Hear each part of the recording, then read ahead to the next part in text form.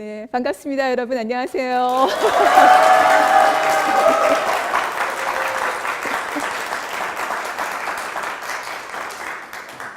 네, 2014년 대한민국을 살아가고 있는 이 땅을 사랑하면서 살아가고 있는 여러분들과 함께하게 돼서 정말 반갑습니다. 오늘 제가 드리고 싶은 말씀은 2014년 대한민국에 과연 법치란 살아있는가? 이것이 살아있지 않다면 우리는 어떻게 이것을 살려낼 수 있는가를 말씀드리고 싶습니다. 좀 옛날로 거슬러 올라가 볼까 해요. 프랑스의 유명한 소설가 에밀 졸라가 한 그 주간지에 기고를 합니다. 벌써 120년 전인데 이 주간지를 30만 명이 사봅니다. 제목은 나는 고발한다. 무엇을 고발하는가? 이것이 프랑스 사회를 12년 동안 뒤흔들었다고 이야기되는 드레피스 사건입니다. 사건의 발단은 여기서부터죠.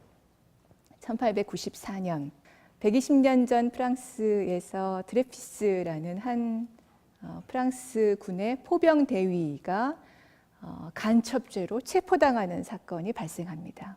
어떤 이유냐면 프랑스의 그 군부의 정보국이 프랑스에서 독일로 넘어가는 어떤 비밀 누설, 문서를 편지를 발견했다는 거예요.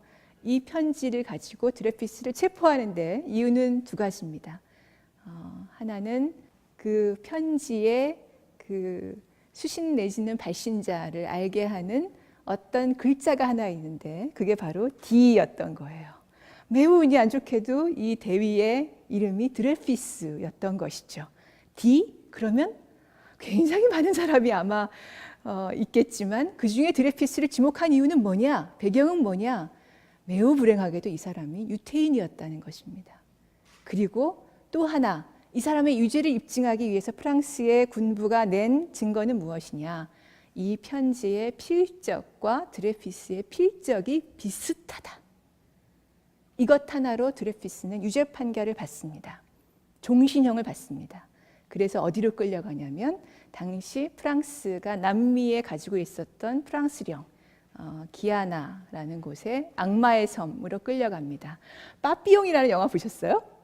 네, 거기 나오는 누구도 탈출할 수 없다고 하는 그 섬으로 종신형을 받으러 끌려갑니다. 그런데 얼마 뒤에 프랑스 군부는 또 하나의 단서를 알게 됩니다. 그 비밀을 누설했던 사람이 에스테라지라는 프랑스군 장교였다는 것을 알게 됩니다. 그래서 다시 군부가 이것을 이 에스테라지에 대해서 조사를 하도록 드레피스의 친척들이 그 친지들이 에스테라지를 고발하죠. 그런데 프랑스 군부가 확인을 해보니 큰일 났지요. 에스테라지에게 유죄 판결을 내리려면 드레피스에게 내가 몇 년 전에 했던 유죄 판결은 종신형 판결은 잘못됐다고 인정하지 않으면 에스테라지를 당신이 이 편지를 썼지라고 말할 수 없게 된 거예요. 프랑스 군부는 여기에 대해서 어떤 태도를 취하느냐? 에스테라지를 무죄로 석방합니다. 왜냐하면 드레피스의 판결이 잘못됐다고 인정할 수 없기 때문에. 그래서 에밀 졸라는 이 사건을 두고 나는 고발한다고 쓰지요. 에스테라지가 진범인 것을 알고도 자신의 잘못된 판결을 뒤집지 않기 위해서 계속해서 드레피스를 종신형에 처하는 이 비양심을 고발합니다. 그런데 그 다음에 에밀 졸라에게 일어난 일은 무엇이냐? 프랑스 군부의 명예를 훼손했다는 이유로 기소됩니다. 그리고 당시에 많은 사회주의자를 포함한 정치인들도 에밀 졸라의 옆에 서지 않습니다. 이유는 에밀 졸라를 지지하면 드레피스는 유태인인데 지금 에밀 졸라는 유태인을 옹호하고 있고 그리고 내가 에밀 졸라를 옹호함으로써 유태인을 옹호하는 사람을 옹호하고 있다고 되면 나는 선거에서 떨어지니까. 이것이 당시 프랑스의 많은 사회주의를 지향했던 정치인들도 취했던 태도입니다. 에밀 졸라는 프랑스를 대표하는 소설가지만 이 사람은 자신에게 가해지는 기소와 거기에서 내려지는 1년 징역형을 견디지 못하고 영국으로 망명합니다. 그리고 나서 이 사건이 그래도 진실을 감출 수 없다는 사람들에 의해서 계속 논의가 되자 결국 사건이 일어난 지 6년 만에 에밀 졸라가 이 논서를 발표한 지 이 서한을 발표한 지 2년 만에 재심이 이루어지는데 그때 프랑스 군부는 어떤 태도를 취하느냐 이거죠. 다시 재판을 합니다. 10년형을 다시 선고합니다. 드레피스에게. 그리고 사면합니다. 에밀 졸라는 결국 그 몇 년 뒤에 돌아오기는 하지만 가스 중독으로 의문의 죽음을 맞이합니다. 1906년에야 이 드레피스에 대해서 진정한 재심 판결이 열려서 무죄 판결이 내려지죠. 그리고 나서 이 드레피스는 다시 군에 복귀합니다. 바로 전역 날짜가 열흘밖에 남지 않았습니다. 그러나 12년 만에 복귀한 드레피스는 프랑스에서 주어지는 가장 영예로운 레종도네르 훈장을 받고 열흘 만에 다시 들어간 지 열흘 만에 전역하죠. 그리고 마지막 일성을 이렇게 남깁니다. 프랑스 만세, 진실 만세. 12년이 걸립니다. 그리고 에밀 졸라는 이 끝이 나는 것을 보지 못하고 망명 생활을 하다가 사망합니다. 그러나 이 비극적인 사건에서 프랑스는 하나의 중요한 경험을 하죠. 아, 그렇구나. 함부로 누군가를 유죄라고 인정해서 의심만으로 유죄 판결을 내리면 안 되는 것이구나. 그리고 그 사람이 유태인이라 하더라도 그것을 의심의 근거로 써서는 안 되는 것이구나. 이것이 프랑스가 드레피스 사건을 거치면서 12년 만에 획득한 것이죠. 법치주의가 무엇일까를 이야기합니다. 법치주의란 무엇일까? 흔히 우리는 이런 말을 많이 듣습니다. 법을 지켜야 된다. 악법도 법이다. 가장 우리가 중학교 윤리 시간에 들어가면 가장 처음에 배우는 게 그거죠. 악법도 법이래. 잘 지켜. 이걸 먼저 배웁니다. 그러나 우리는 다시 이 드레피스 사건을 보면서 과연 법이란 누구를 위해서 존재하는 것일까를 생각하게 됩니다. 이 억울한 처지에 몰린 사람은 당시에 재판을 거쳤죠. 그러나 유죄 판결을 받습니다. 거기서 유죄 판결을 받습니다. 그러나 자신이 무죄임을 입증하기 위해서 대단히 많은 사회적 노력들이 쏟아지고 있는 것을 알게 됩니다. 법치주의라는 것은 결국 이거죠. 어떤 한 사람에 대해서 확실한 증거 없이 의심하지 말라는 것입니다. 이 법의 원칙은 그러나 사회적 배경이 확보되지 않고는 실제로 실현되기가 불가능합니다. 왜냐하면 누구나 거기에 대해서 야 이건 아니잖아. 이런 편견은 더 이상 유지돼서는 안 되는 거잖아 라고 말하기 시작하면 그 순간 당신도 너 누구를 옹호하는 거지. 이렇게 사회에서 배제되기 때문에 이제는 사회적 의식의 윗받침이 없이는 제대로 된 법치주의란 형성되기 어려운 것이죠. 즉 이런 법정에서 표현되어야 하는, 법정에서 실현되어야 하는 유죄의 확실한 증거 없이 함부로 죄인으로 의심하고 판단하지 말라는 것. 이것은 우리의 사회로 돌아가면 어떠냐. 법정이 아닌 우리의 이 공간에서 어떤 방식으로 실현되는 것이냐. 이것은 여전히 함부로 의심하지 말라는 것. 여기에서 출발합니다. 그리고 하나가 더 있습니다. 법정과 달리 어쩌면 법정보다도 더 무거운 책임일 수도 있습니다. 에밀 졸라는 나는 고발한다라는 그 논설에서 그 글에서 이런 표현을 씁니다. 진실을 말하는 것은 나의 의무다. 나는 침묵하지 않겠다. 라고 말합니다. 이것은 곧 침묵은 현재 사회에 형성된 편견에 동조하는 것이다. 그렇기 때문에 진실을 말할 의무와 책임을 나는 가지고 있다. 그것이 제대로 된 사회를 만들어 나가는 시민으로서 이 사회의 구성원으로서 나에게 주어진 책무라고 이 영예로운 자리에 있었던 소설가는 말하고 있었던 것이죠. 그는 그 말 한마디로 자신이 가지고 있었던 이 높은 영예에서 완전히 배제됩니다. 망명의 길을 걷죠. 그러나 그 교훈을 통해서 그 세당 사회는 누구든 함부로 의심하면 안 되겠구나 라는 것을 깨닫습니다. 법치주의라는 것은 어찌 보면 재판의 영역에서만 적용되는 원칙이다. 증거재판주의란 재판의 영역에서만 실현되면 족한 원칙이다라고 생각할 수도 있겠습니다. 하지만 그것은 이 재판정을 구성하고 있는 사람들이 결코 우리 사회에 동떨어진 400광년이 떨어져 있는 별에서 온 사람이 아니라는 것을 전제로 한다면, 그렇다면 역시 그 사회의 구성원들이 제대로 판단을 할 수 있도록 하기 위해서는 사회 구성원 각자가 제대로 된 법치주의의 원칙에 근거해서 행동할 필요가 있다. 말할 필요가 있다. 침묵하지 않을 의무가 있다라는 것을 이 법치주의의 원칙은 이야기해 줍니다. 법조인이 되기 위해서 공부를 하고 있을 텐데요. 사법시험을 준비하고 있을 텐데 법이라는 건 도대체 어떤 역할을 할 수 있는 것인가에 대해서 새삼스러운 깨달음을 한번 얻은 적이 있었어요. 어떤 사람이 그러는 거예요. 우리나라 재판을 하려면 굉장히 시간이 많이 걸립니다. 그렇죠?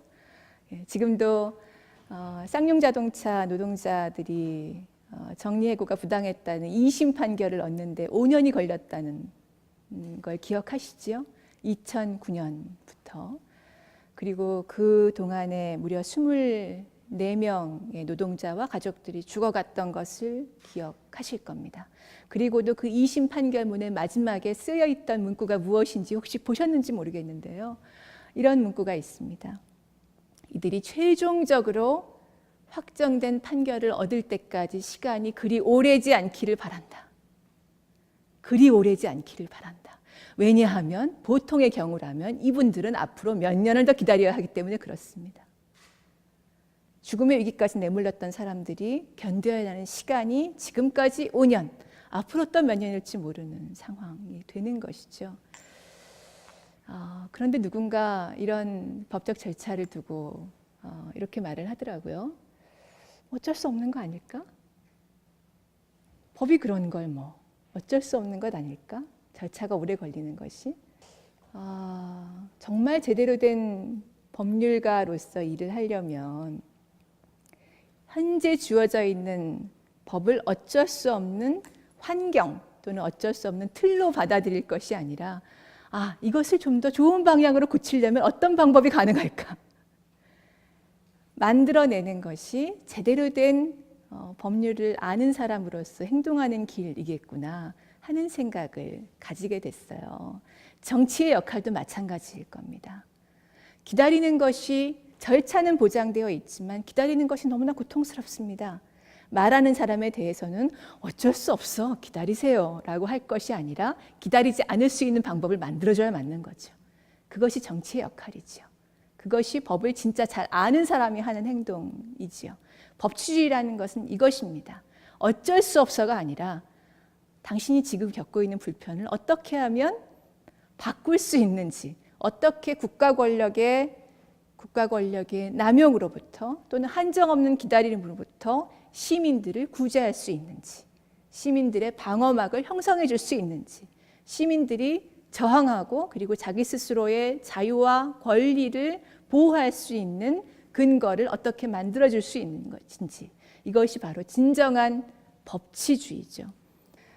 역사적 근원을 따져보면 사실 분명합니다. 왜냐하면 교과서에 보면 법치주의란 그 연원은 1215년, 굉장히 오래됐네요. 1215년 잉글랜드의 마그나 카르타 이렇게 나와요. 그 마그나 카르타의 작성 경위는 뭐냐면 당시에 잉글랜드의 존 왕이라는, 역사책에 보면 별로 평가가 좋지 않은 왕의 이름이 한 사람 나오는데, 그 왕이 전쟁에 계속 패하고 나서도 귀족들한테 내가 또 뭔가를 해야겠으니까 왕궁도 지어야 되고 왕도 좀 번쩍번쩍하게 살아야 되고 그러니까 세금을 더 내놔라 이렇게 얘기를 한다는 거죠. 그러니까 당시 잉글랜드의 귀족들이 함부로 네 맘대로 어떻게 세금을 늘리냐. 함부로 왜 나의 재산권을 침해하느냐.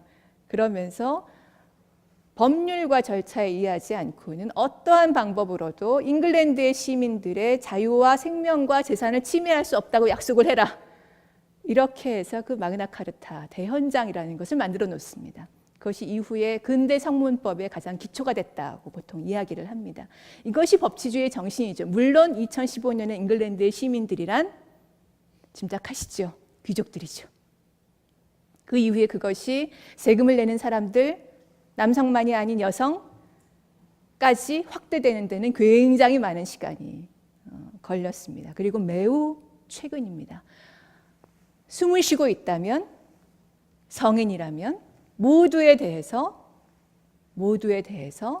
나의 재산과 나의 자유와 나의 기본적 인권을 법률이나 재판에 의하지 않고는 침해당하지 않을 권리가 나에게 있다. 그리고 내가 그 체제를 선택할 수 있는 권리가 있다. 그것은 나의 주권자로서의 권한이다. 라고 선언되기 시작한 것은 매우 최근입니다. 스위스에서 여성의 참정권이 인정된 것이 1970년이니까요. 낯설죠? 새삼스럽죠? 네. 너무나 당연하게 여겨진 여성의 참정권조차 요구하다가 사형대로 간 여성들이 굉장히 많았습니다. 그것이 1800년대의 일이지요. 얼마 전에 노예 12년이라는 영화를 봤는데 12년이 한 번 더 나왔습니다.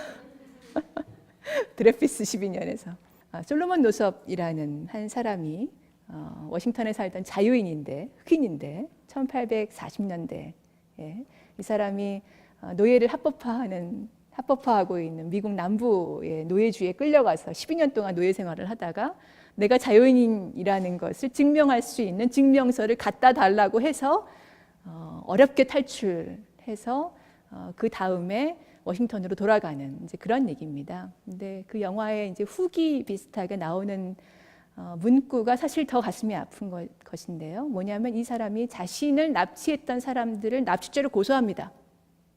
워싱턴의 법정에. 그런데 정작 이 사람은 그 법정에 증인으로 서지 못합니다. 증언할 수 있는 자격이 인정되지 않은 것이죠. 자유인이지만 법정에 증언할 수 있는 능력이 있는가에 대해서는 아직 인정받지 못한 것이 1860년대 미국이었던 거죠. 법치주의란 이 오래전에 시작된 그 연원이 결국 요약하면 이겁니다. 법이라고 해서 뭐든지 다 할 수 있는 게 아니다. 법조문에 있다고 그걸 다 끌어다 댈 수 있는 게 아니다. 그런 의미로 법치주의를 사용한다면 이것은 결국 법을 무기로 가진 1인의 독재 지배를 허용하는 것에 지나지 않기 때문에 법치주의라는 것은 제대로 된 국민의 자유와 인권과 이런 기본권들을 보장할 수 있는 법이 제대로 만들어져 있는가, 여기서부터 국민의 통제와 감시는 시작된다. 이것이 바로 제대로 된 법치주의겠죠. 이것이 형성된 근대에 와서 형성된 원칙이 이겁니다. 증거가 없이는 함부로 유죄라고 판결하지 말아라. 그리고 그것도 그저 거리가 저만큼 멀리 있는 증거를 들이댄다고 되는 것이 아니라 정말 가까운 증거,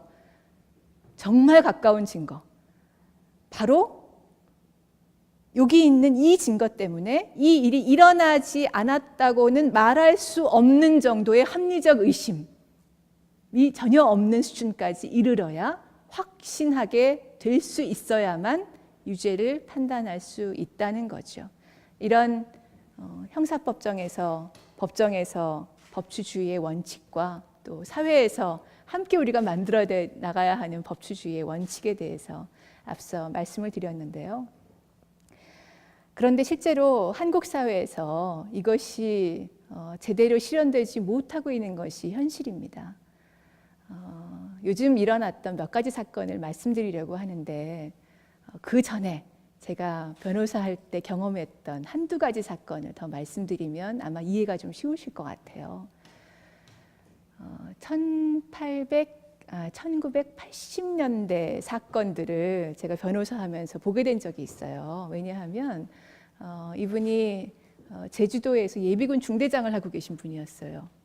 근데 매우 운이 없게도 제주도에서 4.3 사건 때문에 일본으로 도망가셨던 분들이 꽤 많았던 거예요. 그 과정에서 자신의 친척이 일본에 살고 계셨어요. 이 친척이 몇십 년간 오가지를 못하다가 이제 뭐 조총련, 뭐 한국 방문 뭐 이러면서 이제 어렵게 이제 허가를 얻어서 와서 고향에 와서 할아버지 뭐 산소에 가서 제사도 드리고 뭐 친척들도 만나고 이러다가 당시 일본이 경제 수준이 지금도 뭐 한국보다 높지만 그때는 더 높았던 때잖아요. 뭐 이렇게 친척들 안타깝다고 어렵게 사니까 뭐 돈도 좀 주고 뭐 이랬다는 거죠. 그리고 일자리가 없을까? 이러고 서로 왔다 갔다 하기도 하고. 근데 이분이 어느 날 덜컥 잡혀갔어요. 이유는 뭐냐면 예비군 중대장이잖아. 그래서 일본에 있는 친척이 확인해 보니까 거기에 나가 있는 영사가 대한민국의 영사가 즉 국정원에서 일부 파견된 영사가 확인해 보니까 당신의 친척 누구누구는 북에도 왔다 갔다 하고 누구누구는 조총련이래. 그 사람을 너는 만났잖아. 그 사람으로부터 돈도 받았잖아. 그 사람한테 일자리도 알아봐 달라고 했잖아. 그러니까 네가 예비군 중대장을 계속 하고 있는데 이 정보를 저 사람을 통해서 넘겨서 간첩을 한 거야. 그림이 딱 그려져서 이 사람이 정보기관에 끌려가서 수사를 받습니다. 수사 기록에 보면 거의 한 50일가량을 누구에게도 알려지지 않은 채로 구금당한 기록이 그대로 나옵니다. 임의로 이 사람을 언제 경찰관이 가서 한번 갑시다 했더니 네 가시지요 해가지고 같이 갔다. 거기서 구속영장이 나올 때까지 50일 걸렸다. 이런 거예요. 그 기록이 고스란히 나와요. 그런데 여러분 기억하시죠? 영장 없이 사람을 구금할 수 있습니까? 없지요. 헌법에 나오지요. 그 헌법은 87년 헌법 이전에도 있었습니다. 영장 없이 사람을 구금할 수 없다. 그건 가장 기본적인 원칙이거든요. 그런데 영장 없이 사람을 구금해 놓습니다. 고문합니다. 누구에게도 알리지 않습니다. 그렇게 해서 완전한 고립 상태에 이 사람을 밀어넣고 나서 네가 여기서 살아서 나가려면 다 써라 이렇게 됩니다. 그래서 아주 잘 씁니다. 실제로 이 사람이 쓴 진술조서를 보면 일일이 다 쓰게 합니다.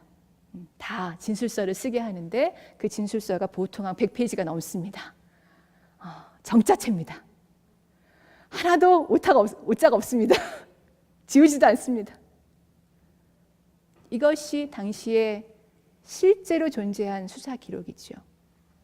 2000년이 넘어서 제가 이분의 간첩 사건 재심을 청구하기 위해서 그 기록을 다시 가져다가 봤어요.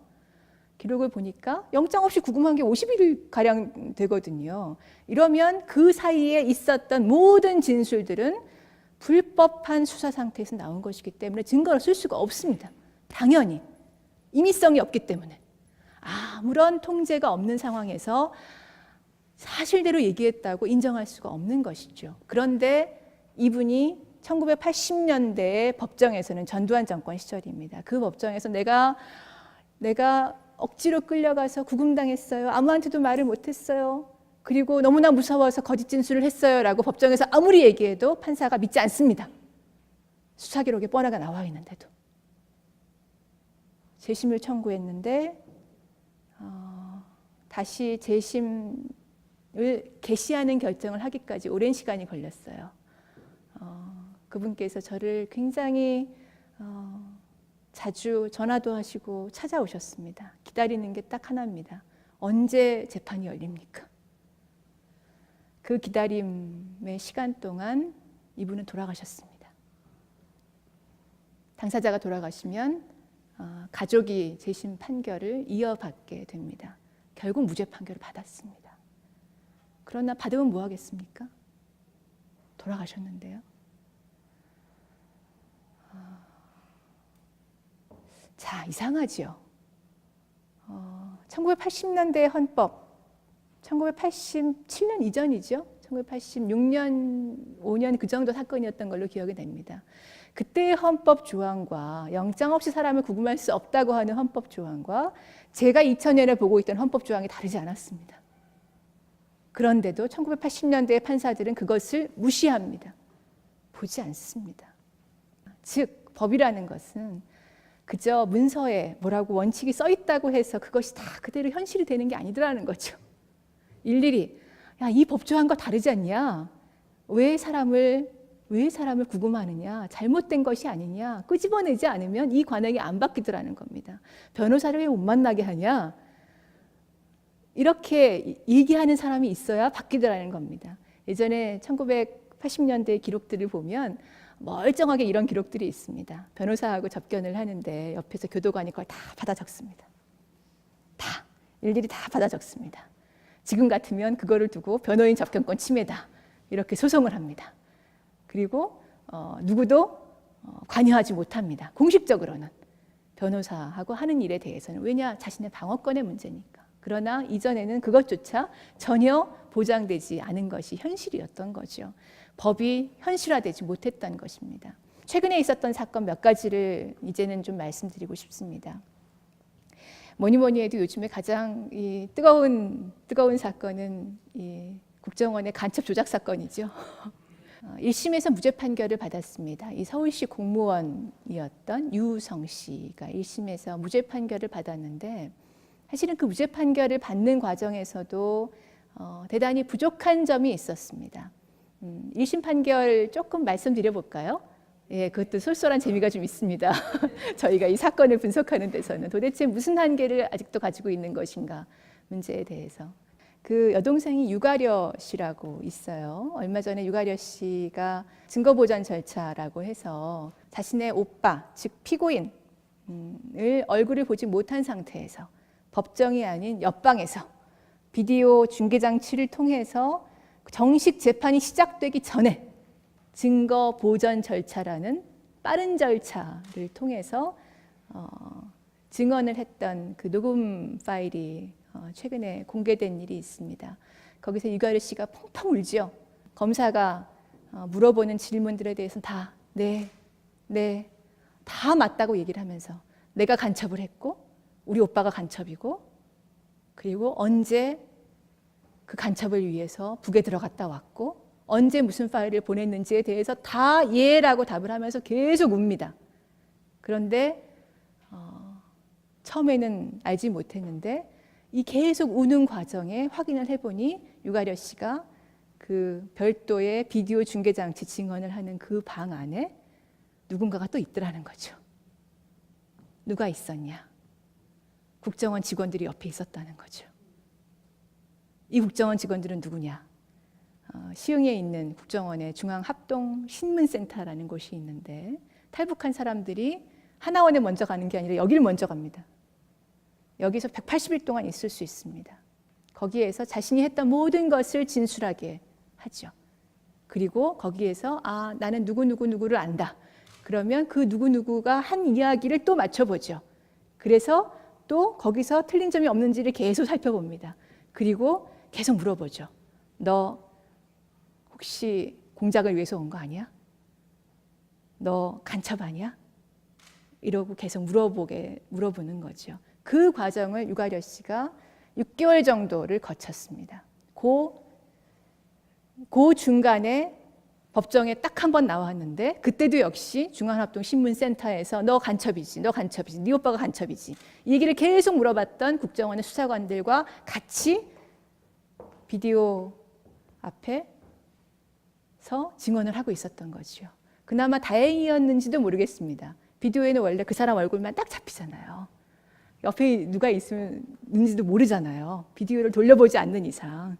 그런데 이 국정원 직원들이 유가려 씨가 제대로 잘 예라고 답변을 하기 위해서 뭐 문서도 이것저것 떠들어 봐주고 이것저것 짚어도 주고 그러니까 이 비디오에 손이 보였다는 거죠. 그래서 드러난 겁니다. 그래서. 자, 그런데 이 국정원 직원들이 유가려 씨가 나중에 이 중앙합동신문센터에서 보호기간, 이 180일 구금기간은 끝났고 이제 중국으로 보내버려야 되겠다고 추방 결정이 난 그 아주 짧은 시간에 내가 중앙학도신문센터에서 가혹행위를 당했고 뺨도 맞았고 앉았다 일어났다 협박도 받았고 그리고 네 오빠가 간첩이라고 얘기를 해야 그러면 너는 김현희처럼 오빠랑 잘 살 수 있다 라는 회유도 받았다. 그래서 내가 다 지어냈다 하는 얘기를 하기 시작하니까 이 국정원 직원들이 법정에 증인으로 나왔습니다. 증인으로 나와서 이렇게 얘기하죠. 가혹행위 전혀 없었다. 자의로 얘기한 것이다. 우리는 그를 완전한 자유 상태에 두었다. 라고 이야기를 합니다. 그래서 1심 판결은 뭐라고 얘기하면 국정원 직원들의 증언이 사실이다. 유가려는, 이 여동생은 폭행도, 협박도, 강압도, 가혹행위도 전혀 받은 바가 없다고 1심 판결은 판단을 합니다. 그런데 어떻게 해서 이우성 씨는 1심 판결에서 간첩죄에 대해서 무죄를 받을 수 있었냐? 딱 하나였습니다. 검찰의 공소 사실을 보면 이게 있습니다.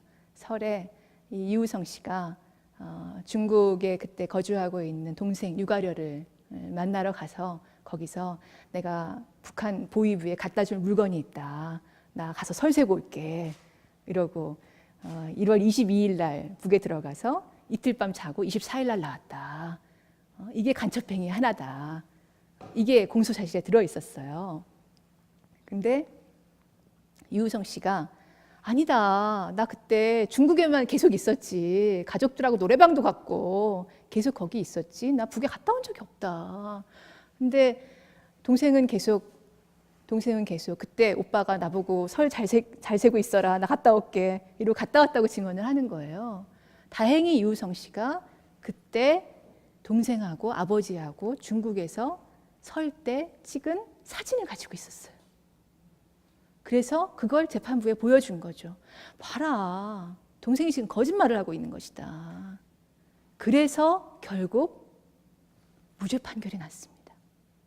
다행이죠, 정말. 그 사진이 없었다면 꼼짝없이 국정원 직원들까지 나와서 유가려에 대한 가혹행위 없었다고 얘기를 했으니까 꼼짝없이 간첩이 될 뻔했는데 무죄 판결이 난 겁니다. 자, 그게 작년 2013년 8월 달입니다. 2014년 8월 달은 언제냐면 한참 그 국정원의 그 대선 불법 개입 사건이 터져가지고 국정조사하고 남재준 해임해야 된다. 박근혜가 퇴진해야 된다. 이렇게 책임져야 된다. 이렇게 막 촛불이 들끓고 있을 때입니다. 그런데 덜컥 무죄 판결이 났네. 큰일 났네. 서울시 공무원이 그 탈북자를 서울시 공무원으로 임명해가지고 이 탈북자 정보를 북에다 넘겨서 그래서 이 북이 이 탈북자들을 이용해서 한국 사회를 혼란시키려고 했는데 그 책임자가 바로 야권연대로 당선됐던 서울시장이다. 라고 얘기를 만들어야 다시는 이런 야권 자치단체장을 뽑으면 안 된다. 공직에는 절대로 들이면 안 된다. 그리고 이렇게 야권연대를 만들었던 통합진보당은 역시 빨갱이다. 이 얘기를 했어야 되는데 덜컥 무죄가 났네. 그래서 그 다음에 국가정보원이 2심에 올라가서는 확실히 유죄를 받아내기 위한 방법을 쓰죠. 어떤 방법을 쓰냐면 이겁니다. 그 국정원이 만든 이 간첩 사건의 가장 첫머리는 뭐가 있냐면 2006년에 이우성 씨의 어머니가 돌아가셔서 북에 갔다가 장례가 끝나고 나왔다가 아차! 하고 다시 북에 들어가서 그래서 거기서 열흘 동안 머무르면서 그때 북의 보위부에 들통이 나서 너 가서 간첩질해라. 이 얘기를 듣고 그때 간첩이 됐다. 이게 이 국정원의 이 서울시 공무원 간첩 조작 사건의 가장 밑바닥에서 시작되는 일입니다. 여기서 시작이 됩니다. 그러니까 이제 이 문제를 이제 파고 들어가기 시작하죠. 뭔가 확실히 간첩이 될 수 있는 걸 만들어야 되겠는데, 근데 그때 출입국 기록을 보니까, 그때 중국에서 만들어내는 출입경 기록을 보니까, 자, 어머니가 돌아가셔서 북에 갔어. 장례가 끝나서 다시 나왔어. 그 다음에 아차 싶어서 다시 갔어. 그 다음에 다시 나왔어. 4번의 기록이 필요하죠. 근데 국정원이 이 생각을 왜 하게 됐냐면 원래 이우성 씨가 북에 갔어요. 장례를 치르러. 나왔어요. 다시 간 적이 없어요. 근데 출입경 기록에는 다시 간 게 있는 걸로 나온 거예요. 근데 야, 출입경 기록이면 공문서면 맞겠지. 뭔가 다시 간 게 있긴 있는 것 같은데 이 출입경 기록이 뭔가 사실 좀 이상했어요. 왜냐하면 뭐가 이상하냐면 자, 갔다가 나왔다가 다시 갔다가 나와야 되는데 이 출입경 기록은 처음 갔다가 들어온 건 맞는데 그 다음에는 나간 적이 없는데 들어오고 이렇게 돼 있는 거예요. 이 출입경 기록이. 그러니까 국정원이 보기에는 들어갔다 나온 건데 기록이 잘못됐나 보구나. 들어오는 걸로 돼 있는 걸 요 가운데 있는 거를 나간 걸로 고치면 되는구나 라고 생각을 한 거죠. 아마 간첩을 만들려면 그 기록이 있어야 한다고 생각을 한 거죠. 그런데 문제는 뒤늦게 발생합니다. 이 출입경 기록, 즉 나가고 들어오고로 되어 있는 이 이상한 출입경 기록을 만든 그 삼합변방검사청이라는 곳에서 왜 기록이 이렇게 돼 있냐고 물어보니까 전산 오류 때문에 그렇게 돼 있다고 답을 해준 거예요. 그때 어머니 장례에 같이 갔던 다른 친척들 몇 명도 그렇게 기록이 잘못돼 있는 거예요. 잘못된 게 사실인 거죠. 중국의 공문서가 거기서 잘못돼 있는 게 사실이었던 거예요.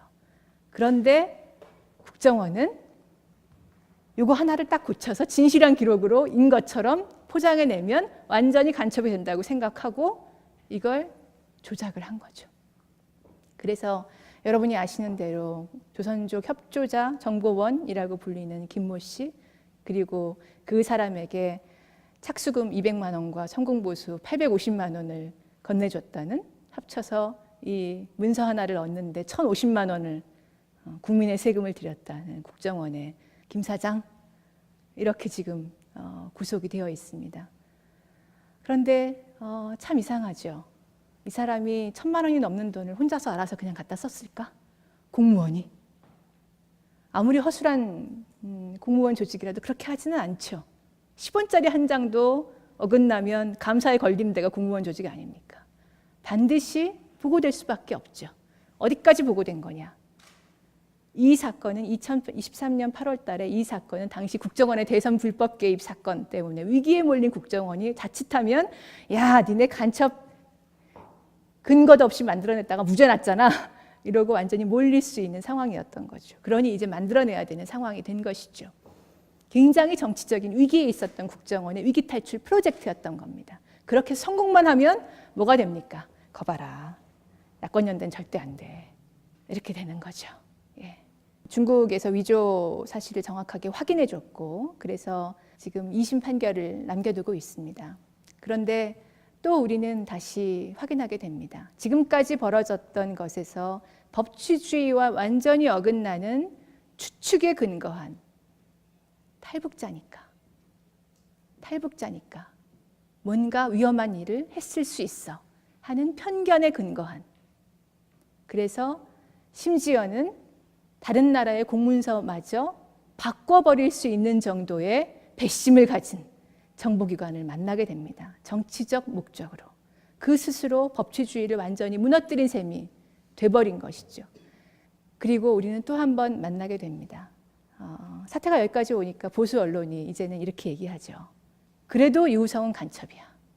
그래서 이 사회에 놔두면 안 돼 라고 말을 하고, 이 사람이 얼마나 우리 사회에 나쁜 일을 했는지에 대해서 이제는 훨씬 더 많은 사기를 저질렀으며 훨씬 더 많은 잘못된 일을 했다는 이야기를 막 언론을 통해서 쏟아붓습니다. 그리고 그 조선족 그 정보원도 이른바 자살 소동일지 무엇일지 뭐 더 평가해 봐야 되겠습니다만, 유서로 남겼다는 문서에서 그렇게 얘기를 하죠. 이 사람은 간첩입니다.